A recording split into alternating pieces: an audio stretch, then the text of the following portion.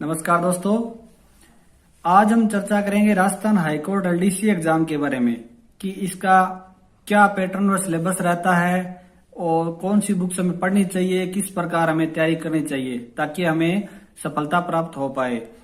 इससे पहले मैं अपना परिचय देना चाहूंगा कि मैं पवन गोदारा वर्तमान में राजस्थान सरकार के अधीन शिक्षक पद पर कार्यरत हूं। मेरे गृह जिले हनुमानगढ़ में ही। और इससे पहले जो राजस्थान हाईकोर्ट एलडीसी एग्जाम था 2017 का, उसमें मेरा चयन हुआ था और मैंने मेरे गृह जिले हनुमानगढ़ के ही जिला सेशन न्यायालय है उसमें मैंने 9 महीने की सेवा दी थी।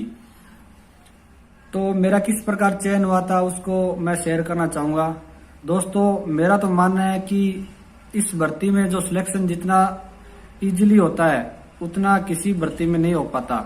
कारण यह है कि इसमें तो नेगेटिव मार्किंग नहीं है और दूसरा क्या है कि टाइपिंग है कि जिस भर्ती में लेवल ज्यादा होते हैं उसमें सिलेक्शन ज्यादा इजी होता है। कारण यह भी लोग अब कंप्यूटर के नाम से क्या है फॉर्म ही नहीं भरते, लेकिन कोई टाइपिंग है इतनी बड़ी चीज नहीं है, 1 महीने में अच्छी स्पीड के साथ सीखी जा सकती है।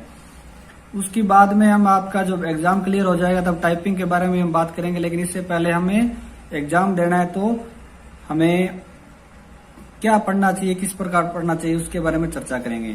तो सबसे पहले पाठ्यक्रम की बात करते हैं तो आपके हिंदी, इंग्लिश और जो राजस्थान जीके हैं उसके क्वेश्चन आएंगे 150।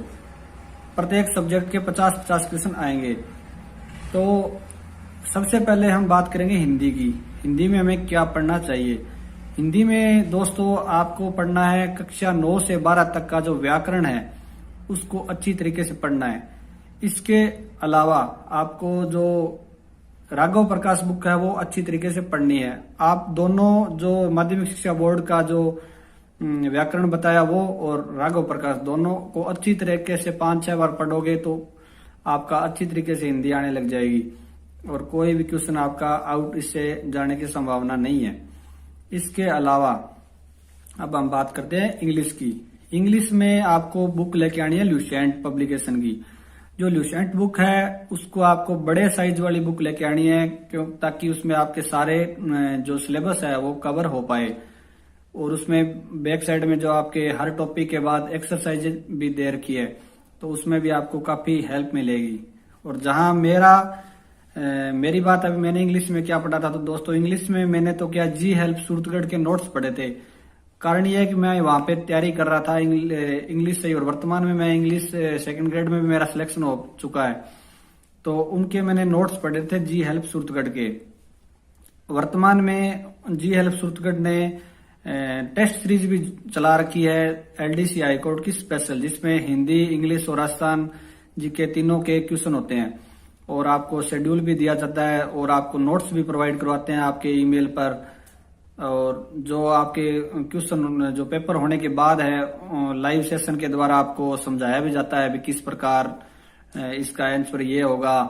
तो आप वो भी आप ज्वाइन कर सकते हो। उनका जो चैनल है वो मैं नीचे डिस्क्रिप्शन में दे दूंगा और उनके जो एलडीसी का जो चैनल है उसमें टेलीग्राम वाले में उसमें आपके जो पीछे के क्वेश्चन पेपर है वो भी दे रखे हैं तो वो भी आपके लिए बहुत हेल्पफुल रहेंगे, वहां से आप डाउनलोड कर पाएंगे। इसके बाद हम बात करते हैं राजस्थान जीके की। राजस्थान जीके के अंदर आप बहुत सारी बुक्स मिल जाएगी आपको, लेकिन मैं तो आपको सजेस्ट करूंगा लक्ष्य की। लक्ष्य जो राजस्थान के नाम से बुक आती है अभी जो वर्तमान में आ रखी है 2020-21, उसके 2 भाग आते हैं, भाग 1 और भाग 2। उसमें एक भाग में राजस्थान इतिहास, कला, संस्कृति आती है और दूसरे में भूगोल एवं अर्थव्यवस्था। तो आपको अर्थव्यवस्था का टॉपिक छोड़ देना है। जो अगर कोई अर्थव्यवस्था का टॉपिक में करंट है तो करंट का पढ़ना है आपको और कुछ नहीं पढ़ना। तो दोनों बुक्स ये हो गई। इसके अलावा जो करंट जीके हैं उसमें जो मंथली मैगजीन आती है ये क्रोनोलॉजी और मुम्बल, जो मुम्बल 2 महीने वाली है वो आपको पढ़नी है, क्रोनोलॉजी पढ़नी है।